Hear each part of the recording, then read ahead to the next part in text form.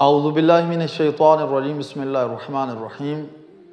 آج ہم آپ کو بتائیں گے کہ تسبیح کے ذریعے استخارہ کرنے کا پریکٹیکل طریقہ کیا ہے۔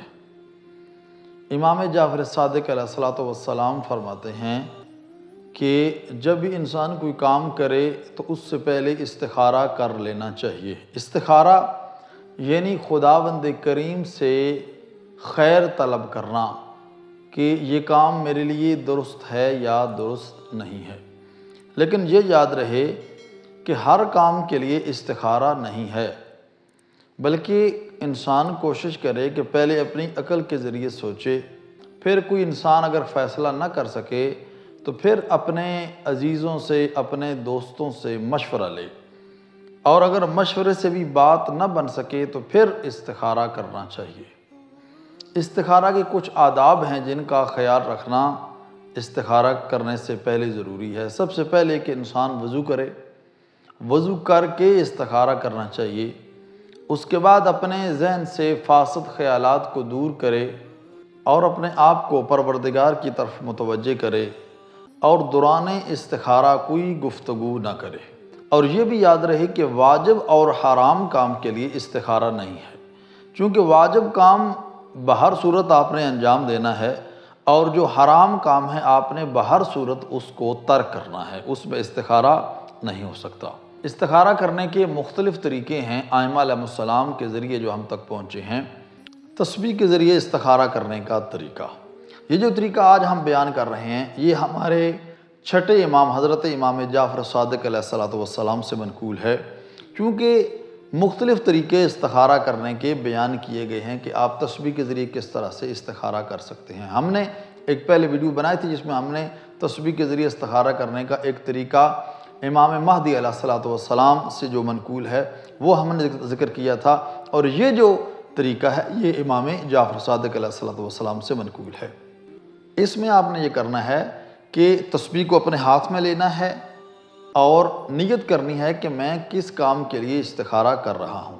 آپ نے ایک دفعہ سورہ الحمد پڑھنی ہے، اس کے بعد 3 دفعہ آپ نے سورہ توحید یعنی قل هو اللہ احد پڑھنی ہے، اور اس کے بعد 15 مرتبہ درود شریف پڑھنا ہے، اللہم صلی علی محمد وآل محمد۔ اور تسبیح کو اس طرح ہاتھ میں پکڑیں اور تسبیح کی ایک طرف سے آپ نے پڑھنا شروع کرنا ہے، سبحان اللہ، الحمدللہ، لا الہ الا اللہ۔ پھر اسی طرح جو آگے 3 ہیں، سبحان اللہ، الحمدللہ، لا الہ الا اللہ، سبحان اللہ، الحمدللہ، لا الہ الا اللہ، سبحان اللہ، الحمدللہ، لا الہ الا اللہ، سبحان اللہ، الحمدللہ، لا الہ الا اللہ، سبحان اللہ، الحمدللہ، لا الہ الا اللہ، سبحان اللہ، الحمدللہ، لا الہ الا اللہ، سبحان اللہ، الحمدللہ، لا الہ الا اللہ، سبحان اللہ، الحمدللہ، لا الہ الا اللہ، سبحان اللہ، الحمدللہ، لا الہ الا اللہ، سبحان اللہ، الحمدللہ، لا الہ الا اللہ، سبحان اللہ۔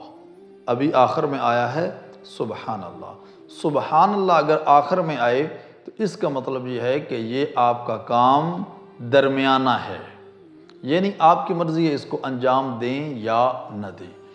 اسی طرح اگر آخر میں الحمدللہ آ جاتا ہے تو اس کا مطلب یہ ہے کہ آپ کے لیے کام بہتر ہے، آپ اس کو انجام دے دیں۔ اور اگر لا الہ الا اللہ آخر میں آ جاتا ہے اس کا مطلب یہ ہے کہ آپ اس کام کو ہرگز انجام نہ دیں، یہ آپ کے لیے درست نہیں ہے۔ دعا ہے خالق کائنات کی بارگاہ میں خداوند کریم ہم سب کو احکام الہیہ کے مطابق زندگی گزارنے کی توفیق عطا فرمائے۔ والسلام علیکم ورحمۃ اللہ وبرکاتہ۔